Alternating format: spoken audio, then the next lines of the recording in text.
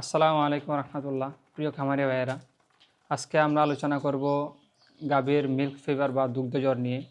আসলে শব্দটির মধ্যে এই জ্বর উচ্চারণ থাকলেও এই রোগের মধ্যে জ্বর বলতে তেমন কিছু থাকে না, বরং এই লাস্ট কন্ডিশনে গিয়ে জ্বর আরও কমে যাওয়ার একটা সম্ভাবনা আছে। আমরা দুগ্ধজ্বরকে বা মিল্ক ফিভারকে হাইপোক্যালসিমিয়াও বলি, অর্থাৎ রক্তের মধ্যে ক্যালসিয়ামের মাত্রা অনেক বেশি কমে যাওয়া। সাধারণত এই গর্ভাবস্থায় অথবা এই বাচ্চা প্রসবের কয়েকদিনের মধ্যে এই ধরনের সমস্যা দেখা দেয়।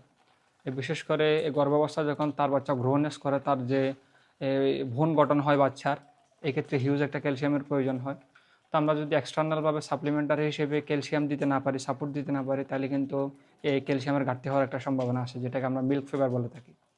এবং বাচ্চা প্রসবের পরে তার যে কলেস্ট্রম বা শাল দুধ আছে, এই শাল দুধ এর মধ্যে এই হিউজ পরিমাণ ক্যালসিয়াম থাকে, এবং এক্ষেত্রে ক্যালসিয়ামের ঘাটতি হওয়ার একটা সম্ভাবনা আছে।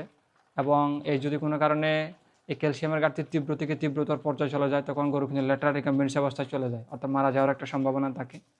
তো এক্ষেত্রে আসলে উল্লেখযোগ্য কয়েকটা লক্ষণ দেখা যায়। বিশেষ করে মাসেলগুলো এই কাঁপতে থাকে, তার অনেক বেশি হার্টবিট বেড়ে যায় এবং এই ঘাড় বাঁকা করে থাকে।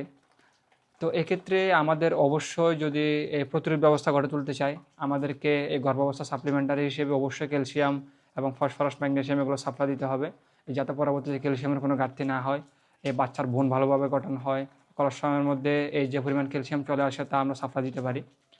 তো এই যদি কোনো কারণে আমরা সাপ্লাই দিতে না পারি, যদি মিল্ক ফিভার হয়ে যায়, তাহলে অবশ্যই আমাদেরকে একটা ভালো ব্র্যান্ডের এই ক্যালসিয়াম ম্যাগনেসিয়ামের যে একটা আছে, কম্বিনেশন আছে, কম্বিনেশন দিতে হবে।